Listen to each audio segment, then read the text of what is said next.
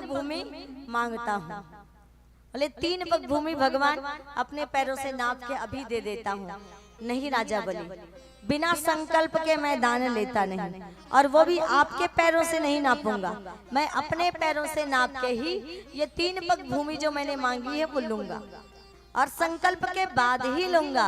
अब जब संकल्प पर भगवान वामन ने जोर दिया और संकल्प की बात जब सुनी, तो तुरंत शुक्राचार्य ने टोका, राजा बलि सावधान, एस वैराचने साक्षात भगवान विष्णु कश्यप अदितिर जातो देवा नाम कार्य साधक। कि सावधान राजा बलि, ये कोई साधारण बालक नहीं है, ये साधारण वामन नहीं है, ये कश्यप और अदिति का पुत्र है, और कश्यप अदिति का पुत्र बनकर ये त्रिलोकी छीनने आया है। इसलिए सावधान, आप कह दो कि आपने कोई संकल्प नहीं लिया, आपने कोई दान देने की बात नहीं कही। कि जहाँ पर संपत्ति की रक्षा करनी हो वहाँ पर व्यक्ति अगर झूठ भी कह दे तो वहाँ पर पाप नहीं लगता है। तो इसलिए आप भी कह दो कि कभी आपने दान देने का नाम लिया ही नहीं।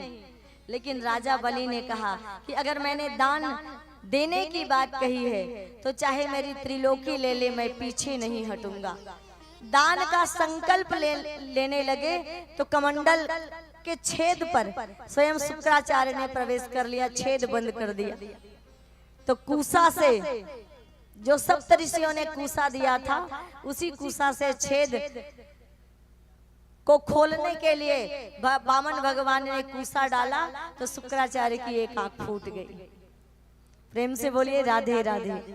और शुक्राचार्य की एक आंखें फूटी कराते हुए कमंडल के छेद से बाहर निकले, जल लिया हाथ में और संकल्प का मंत्र बोला गया। और संकल्प के मंत्र के साथ में राजा बलि ने संकल्प लिया 3 पग भूमि दान में देने का।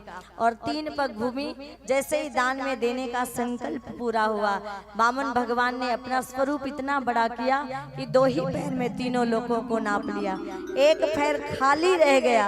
आप तीसरे पैर में क्या नापो राजन? बड़ी बड़ी बात कर रहे थे, आधा राज्य, राजकोष का धन, पाठशाला, बड़ी बड़ी बातें आप कह रहे थे दान देने की।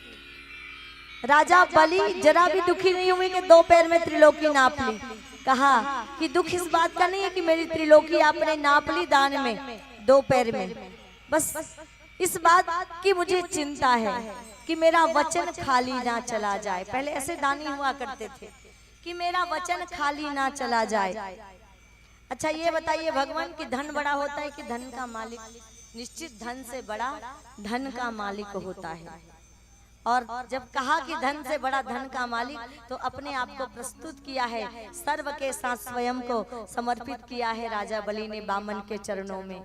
और तब वामन के चरणों में सर्वस्व समर्पित करने के बाद राजा बलि को भगवान वामन ने पाताल लोक का राजा बनाकर स्वयं उसकी चौकीदारी में लग गए।